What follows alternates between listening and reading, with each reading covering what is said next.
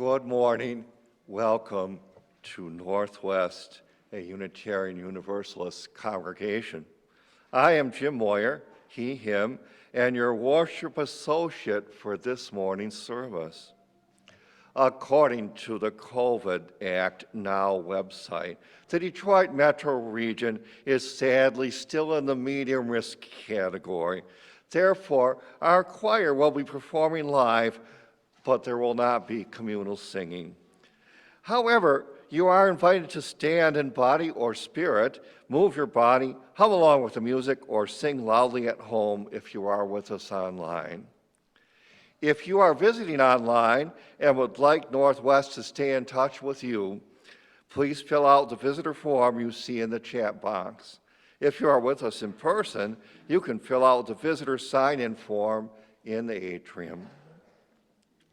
And now, whether you're online or in person, please greet your neighbors with a friendly wave. If you want to wave at the folks online, they're on that camera right there. And then, before Alex starts the prelude, let's all take a deep breath and settle in to time of worship.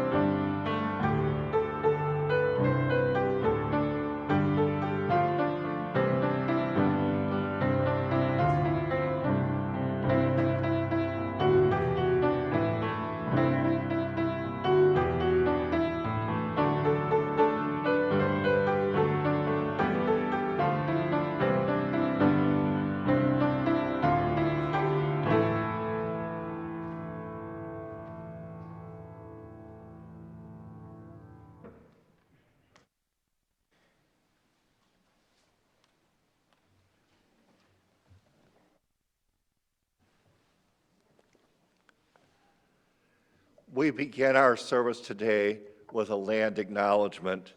This land, the hills, woods, and rivers, is the ancestral, traditional, and contemporary home of the Anishinaabe, the Three Fires Confederacy, the Odawa, Ojibwe, and Potawatomi. The Northwest UU congregation acknowledges the injustice of the theft of this land and the continuing presence, despite attempts at the annihilation of the indigenous peoples of this place. And we pledge ourselves to justice and repair, both with the land and its people.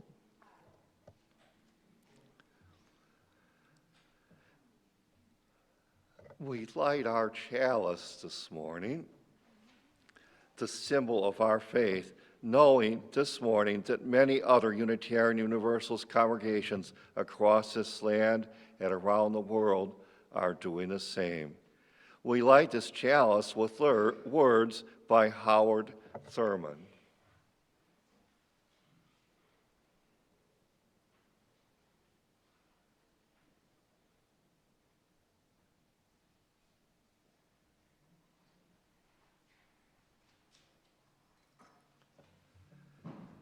There are two questions we have to ask ourselves. The first is, where am I going? And the second is, who will go with me? If you ever get these questions in the wrong order, you are in trouble. There is something in every one of you that waits and listens for the sound of the genuine in yourself. It is only true guide that you will ever have. And if you cannot hear it, you will all of your life spend your days on the ends of strings that somebody else pulls. Don't ask yourself what the world needs. Ask yourself what makes you come alive, and go do that.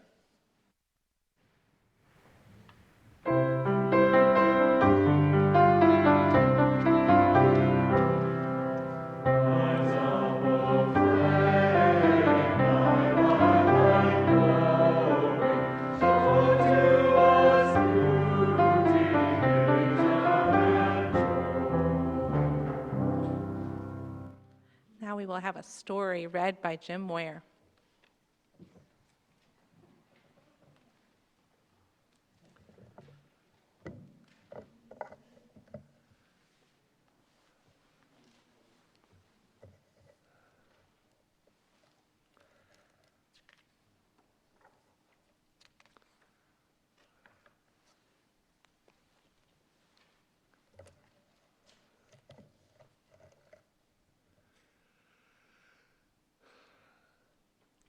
Justice is important.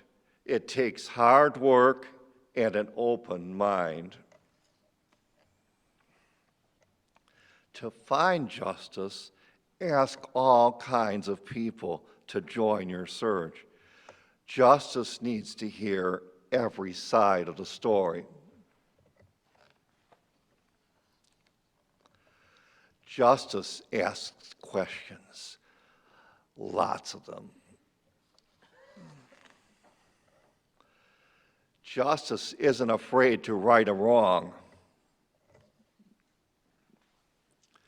Justice is standing up, and it can get lonely. It can even be dangerous, but justice is worth the risk. Justice can be slow. It can even be denied for a time.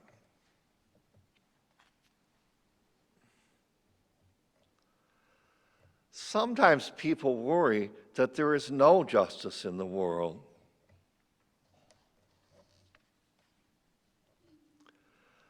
But don't lose hope. Justice is always there, waiting for good people to find their voices.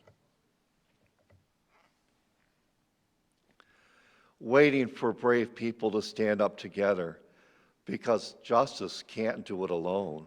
At times, it needs an army at its back. Sometimes, one clear voice can shine through the darkness and say, "This is not right."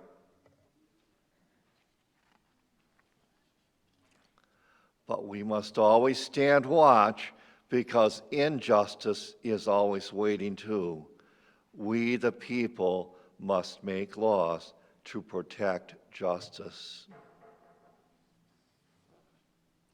And we must make sure that no one is above the law. Because justice matters. Together, we can make the world a better place for everyone.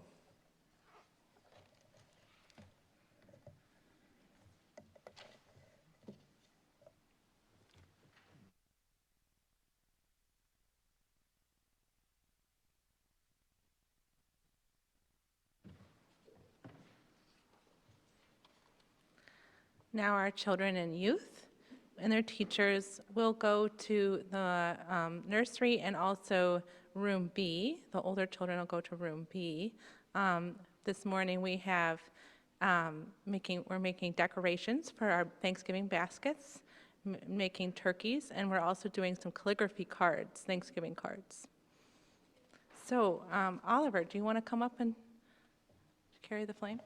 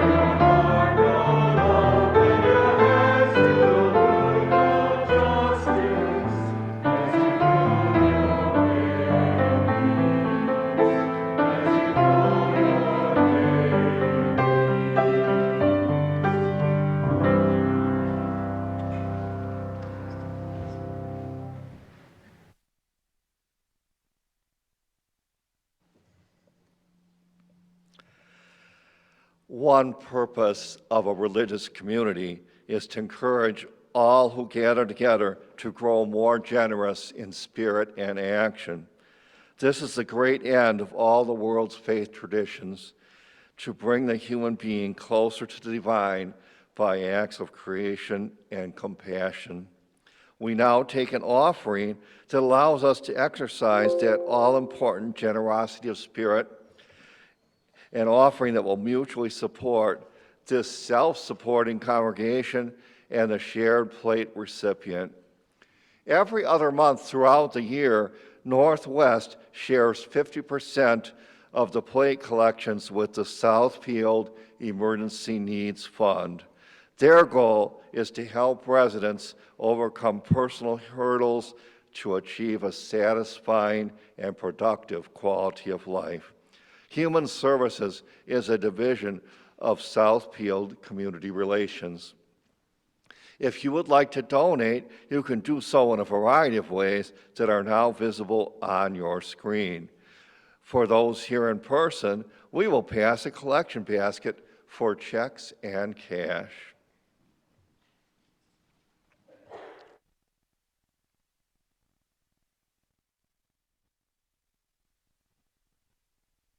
Sing hymn number 324, Where My Free Spirit Onward Leads. You are invited to stand and sway along or to snap your fingers or whatever, but the singing is reserved only for our choir.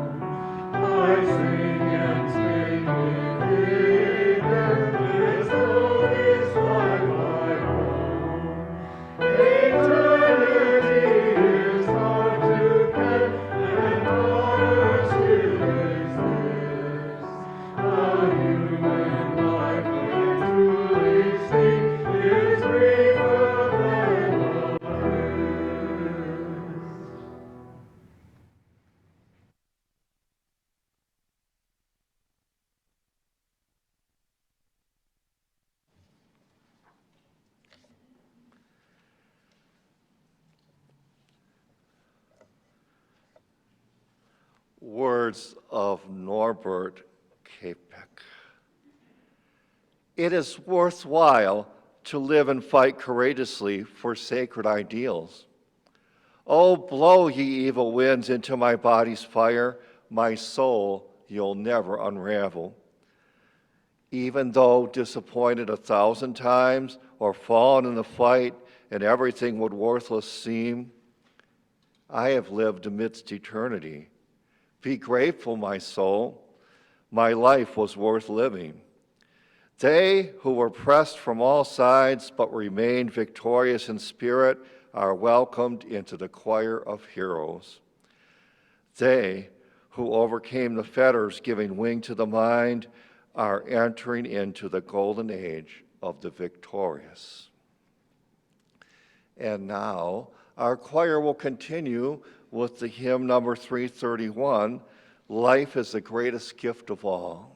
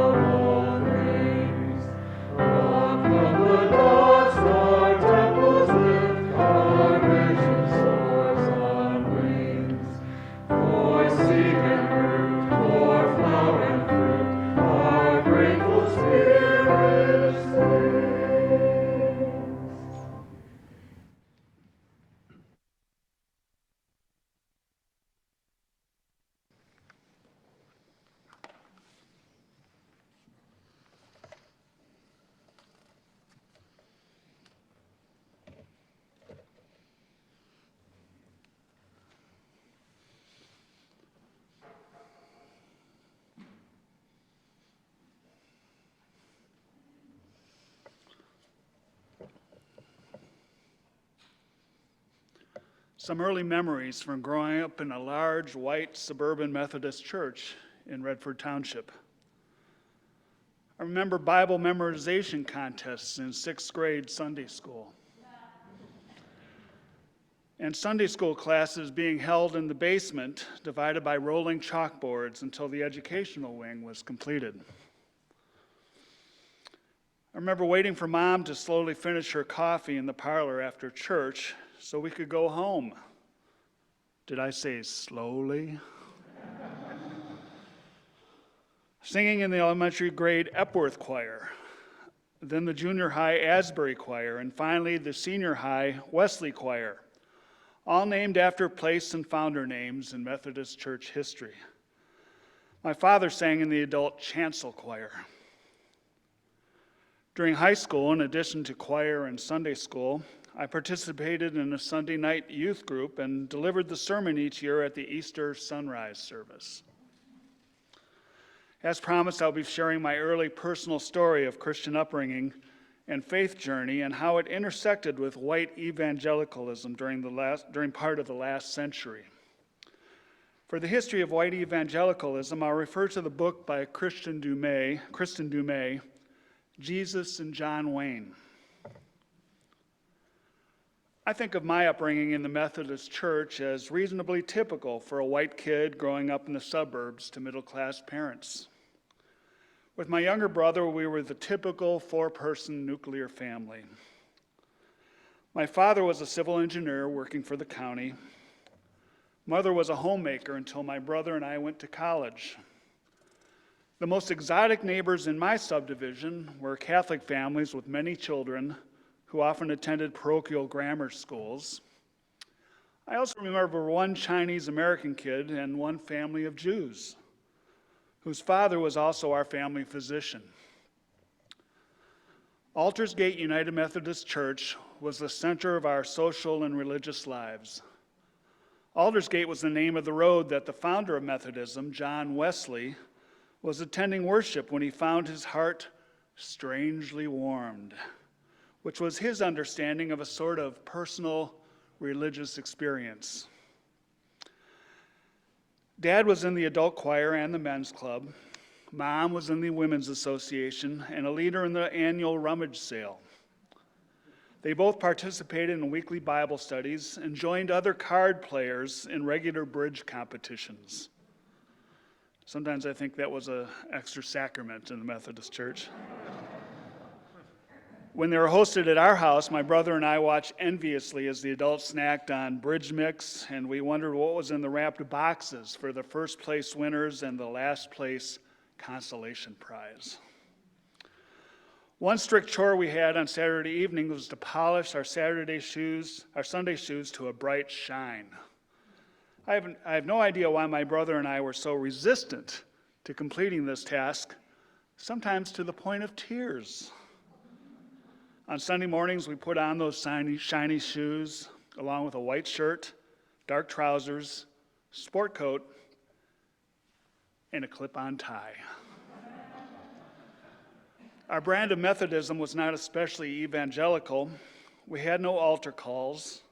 The minister preached about encouraging Bible-based themes, but did not explicitly call for us to be born again or converted in any way.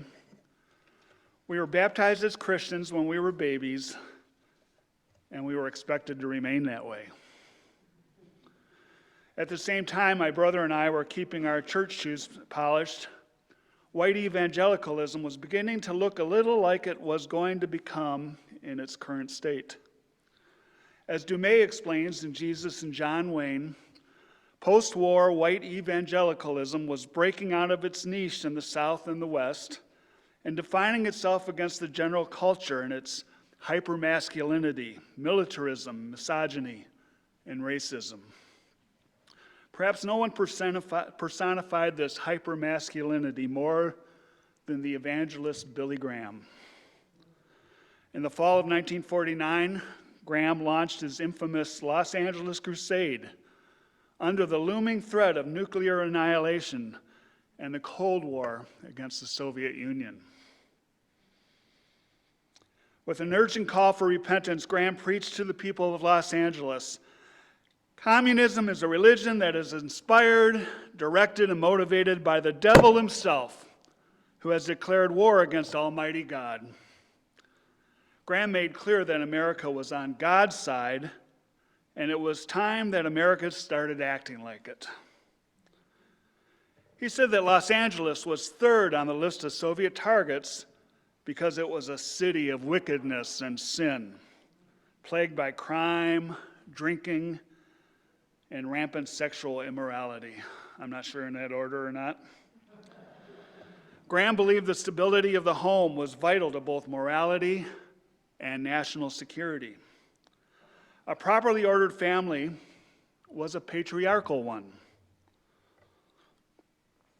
God had cursed women to be under man's rule, and he believed that wives must be subject to their husband's authority.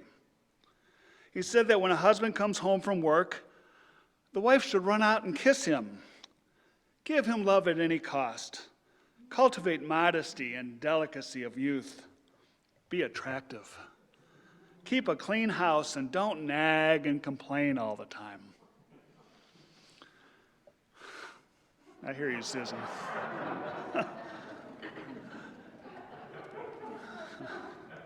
At the same time, in our celebrity culture, the actor John Wayne, or perhaps the movie characters played by John Wayne, I'm never sure, came to represent manliness and white evangelicalism. He was tough. He didn't mind smacking a woman around from time to time, and defended white people against Indians, Mexicans, and various Asians. Between the end of the Second World War and the beginning of the 1960s, evangelicals had become increasingly confident that God had called them to strengthen American defenses and uphold American faithfulness. Essential to their efforts to reclaim power in the larger culture, a rhetoric of fear would bolster the role of the heroic masculine protector. In the words of the Baptist scholar Alan Bean, the unspoken mantra of post-war evangelicalism was simple. Jesus can save your soul, but John Wayne will save your ass. Another white evangelical phenomenon that occurred in my high school years was the idea that women, wives in particular, needed to take a more active role in making men feel better about themselves. Does the name Maribel Morgan ring a bell to anyone? No? How soon we forget. In 1973, she published an advice book, The Total Woman. It sold over 500,000 copies that first year and became the best-selling nonfiction book of 1974. Morgan became a celebrity of American evangelicalism.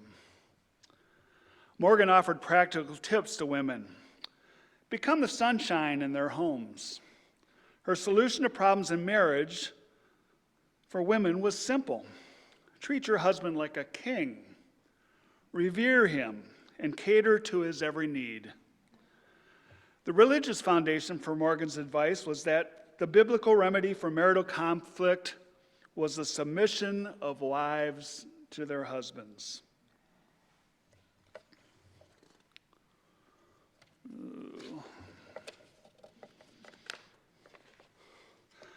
I could launch quite a comedy special by sharing some of the details about how women could spice up their sex lives with their husbands. I'll spare you.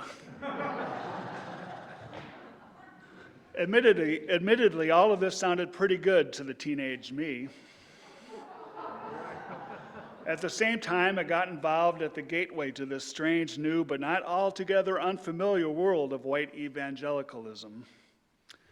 I went to a few week-long church summer camps in my high school years. An American Baptist camp I attended after my sophomore year was full of college adults and college-age leaders that were on the Pentecostal or charismatic end of the emotional scale. Reports of tongues of fire coming down on campers' heads in one cabin, combined with tales of demons and exorcisms in another, and some ecstatic behaviors by others, caught my imagination. During my senior year of high school, some of my classmates invited me to a program at the original Ward Presbyterian that was still located in Detroit, a charismatic worship service filled with guitar-accompanied praise songs and intervals of other teens speaking in tongues. I was impressed and amazed. I wanted what they were having. When it became time to choose a college, I believed I had to choose one that could offer what they were having. I went to Oral Roberts University in Tulsa, Oklahoma, named after and run by the Pentecostal preacher, faith healer, and mass evangelist. The barely 10-year-old institution was quite a sight for this dazzled 17-year-old. Sometimes called Disneyland on the Arkansas River, ORU is made up of futuristic buildings of white stone and golden glass. The central building on campus, called the Prayer Tower, looked like a spaceship and contained members of the Oral Roberts Evangelical Association in continuous prayers over the incoming phone calls of believers. We had chapel twice a week, often featuring Oral Roberts himself as the preacher. A weekly Sunday evening service called Vespers was an emotional spiritual highlight featuring similar praise music and ecstatic displays as what I had witnessed at the Ward Church gatherings in Detroit. I was at first caught up in the powerful emotional effect of life at Oral Roberts University. Between the classroom, the religious services, and a very active level of intramural sports, it was all-consuming. I bought into this idea of charismatic Christian life. Though I never succeeded in giving myself over entirely to the ecstatic life, somehow I could never shut down my brain enough to manage that. By my sophomore year, some of the flaws of this set of beliefs and practices started to bother the basic Methodist in me. Why were men in charge of the women? Why were gay people so feared, reviled, and mocked? Why was the school administration so authoritarian? I started getting involved in campus politics, questioning why student leaders took on so many privileges for themselves. I joined a few other like-minded friends in publishing what was, in effect, an underground newspaper. In time, this came to the attention of the dean of students, and we were each called in to be grilled by him. Comparing notes afterward, we were surprised to learn that each of us got the same first question. Are you a homosexual? Apparently, the dean believed that being a troublemaker was a clear sign of homosexuality. I became increasingly troubled by the authoritarianism and bigotry I was experiencing at the college. By the end of my first semester, junior year, I decided to leave the university. I finished up my bachelor's degree at Wayne State. I was finished with Pentecostalism, too, though not quite finished with evangelicalism. When I graduated from Wayne State and married to Susan, we were attending a mainstream Presbyterian congregation in Northwest Detroit.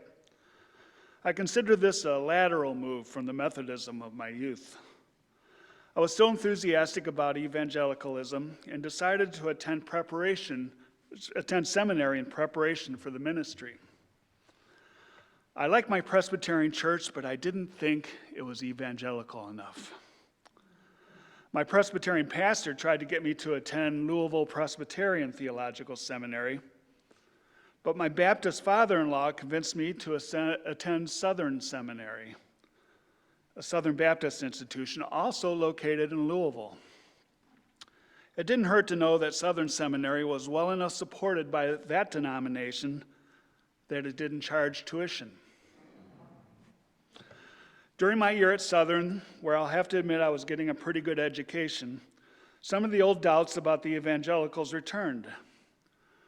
Some of my professors were afraid to have their lectures recorded by students. Apparently, some students were turning recordings over to administrators who would use them as evidence in a slow-rolling, conservative, anti-intellectual coup that was happening in the Southern Baptist Convention. There was a feeling of fear throughout the institution. I transferred to the Presbyterian Seminary in my second year, and I was out on my way out of White Evangelicalism for good. During the 80s, everything seemed to be blowing up within the White Evangelical movement.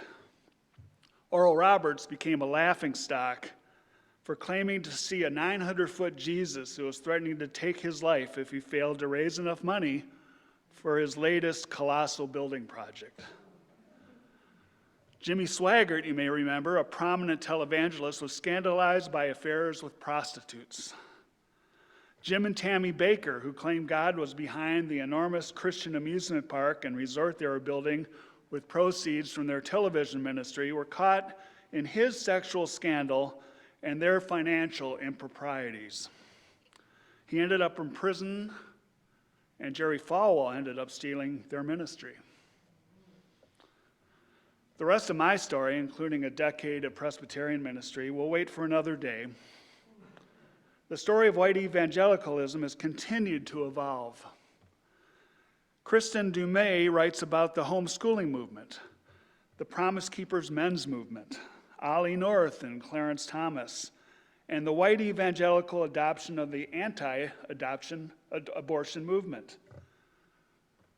You may recall that before 1980, abortion was not a thing for most white evangelicals.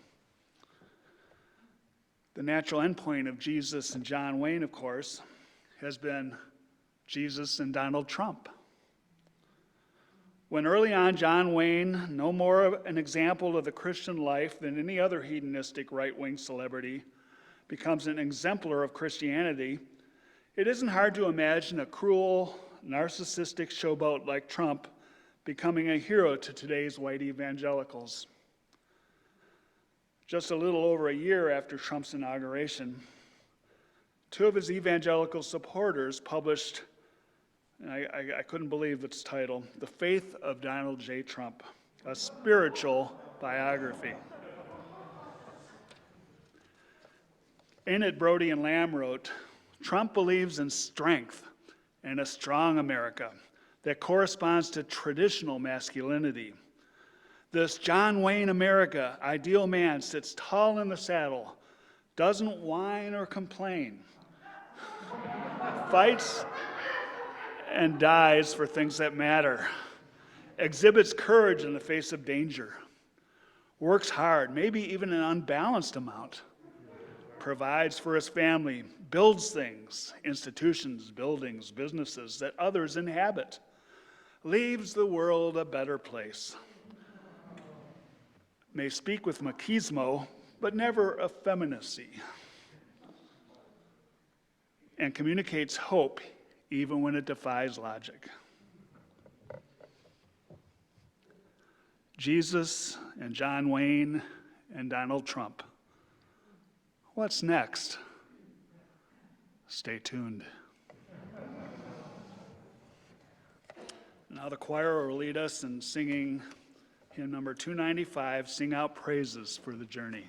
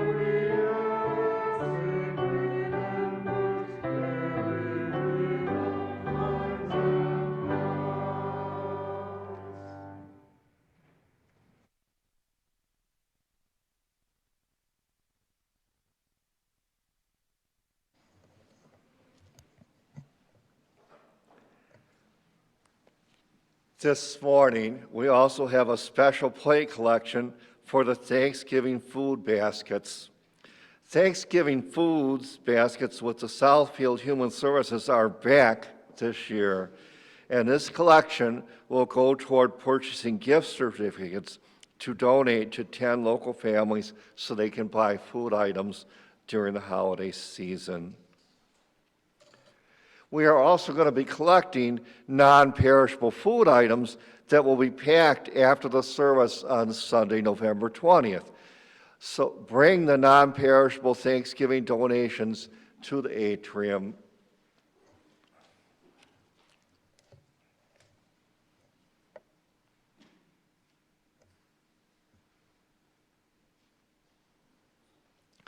I am going to begin the announcements right now while the basket's going around.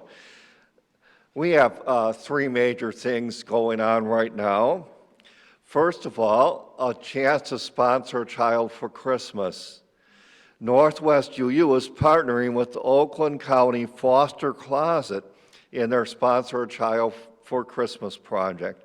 We are asking congregants to shop for a few clothes, mainly toys, to go to a child for the holidays. And we have 10 children we need gifts for. You will receive a child's wish list, and most of the gifts can be ordered from Amazon or picked up at a local store like Target or Meijer. Each gift will be less than $50, and the sponsors must spend less than $200 total on a child. We're going to bring the unwrapped gifts to church on Sunday, December 4, and then the teens will wrap them for the families and the kids. And if you want to participate in this and sponsor one of the children, talk to Eva in the Religious Education office by next Sunday, the 20th.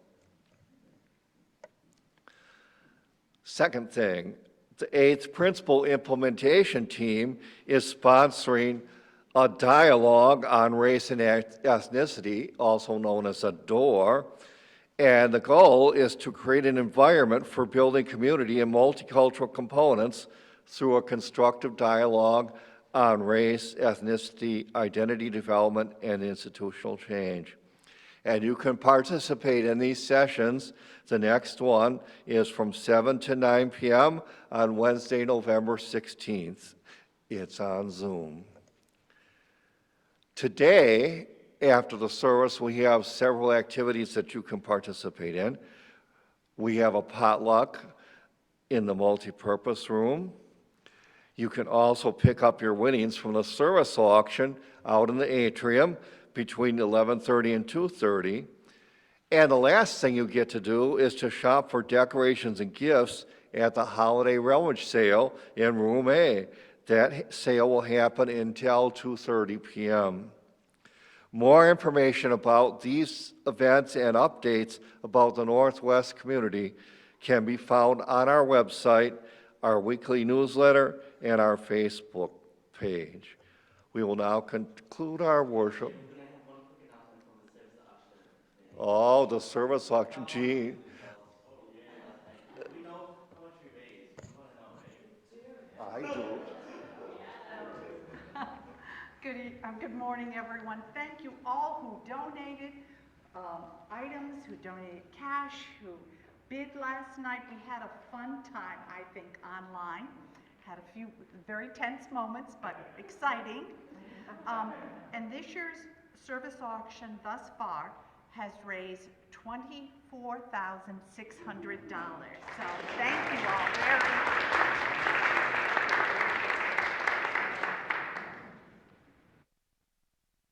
Service with Chalice Extinguishing. By extinguishing this flame, we pause as individuals and as a collective community to remember to regularly return to gratitude and joy, reminded that the work we do should be spiritually fulfilling. And now I'm sending you out with words from Gene M. Olson called Go Boldly.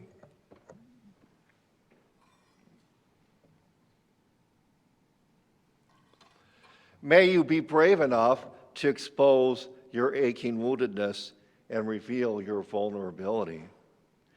May you speak your deepest truths, knowing they will change as you do. May you sing the music within you, composing your own melody, playing your song with all your heart. May you draw, paint, sculpt, and sew, showing the world your vision. May you write letters, poetry, biography, slogans, graffiti, the great novel, laying bare your words to love and hate. May you love even though your heart breaks again and again, and until the end of your days, may your life be filled with possibilities and courage.